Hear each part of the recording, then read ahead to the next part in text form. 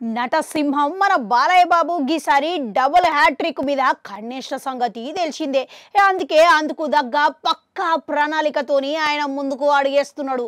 అయితే ఇప్పటికే వీరసింహారెడ్డి, అఖండ, భగవత్ కేసరి సినిమాలతోని 3 హ్యాట్రిక్ నమోదులను చేసుకున్నాడు. అయితే ఇప్పుడు ఆయన 109వ చిత్రం బాబీ దర్శకత్వంలో డాకు మహారాజ్ అని షూటింగ్ ఇట్లా ఇప్పటికే ప్రారంభం కాబోతున్నదంట.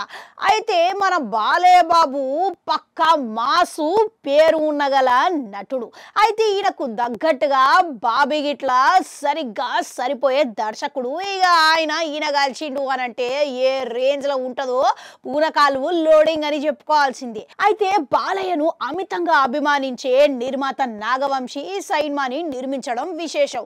బాలయ్య మీద ఉన్న అభిమానం అంతా ఈ సినిమాలనే ఓల్కబోసినట్టున్నాడు. ఇక ఇప్పటికే విడుదలైన టీజరు అది అవుపడుతూనే ఉన్నదాయే. అయితే ఈ సినిమాకు ప్రచార కార్యక్రమాలు గిట్లా పెద్ద ఎత్తున ప్రణాళికలు చేస్తున్నారంట. ఇప్పటికే ట్రైలర్ గిట్లా జనవరిలో విడుదల చేద్దామని అనుకుంటున్నారంట. అయితే జనవరిలో ఈ రకంగా మన బాలయ్య బాబులకు పక్కా పండుగ వాతావరణము ఆయన పండుగ ఇచ్చేటట్టుగా అవుపడుతున్నది. అయితే బాలయ్య బాబు పండుగ సందర్భంగా సినిమాలు ఏవైతే వస్తున్నాయో ఇక దానికి తోడు బాలయ్య బాబు ట్రైలర్ డాకు మహారాజ్ గిట్లా జోడి అయితే గినక ఖచ్చితంగా పూనకాలు లోడింగ్ అనేటట్టుగా ఉంటుందని అందరూ అభిమానులు కోరుకుంటున్నారు.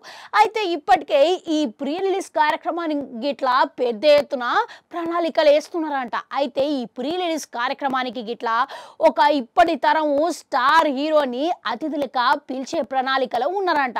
మళ్ళీ ఇప్పటి తరం హీరోలల్లా ఎవరు హాజరైతే ప్రీ రిలీజ్ పేలిపోతారు చెప్పురి.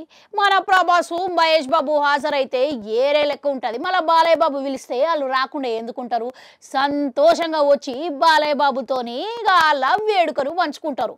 అయితే ఇప్పుడు ఆయన తరము హీరోలో చిరంజీవి, వెంకటేష్ల కంటే ఇట్లా ఈ తరంలా ప్రభాసు, మన మహేష్ బాబు హాజరైతే ఆ కిక్కే వేరుంటదప్ప అనేటట్టుగా ఉంటుంది. ఇంతకు మీ ఉద్దేశంలో ఈ తరం నటులల్లా ఏ హీరో వస్తే ప్రీ రిలీజు రచ్చ లేచిపోతుంది అంటారు? కామెంట్లలో కామెంట్ పెట్టుర్రి. అట్లా నాడు గంట ఉంటుంది, అది కూడా నొక్కురి మళ్ళొస్తా.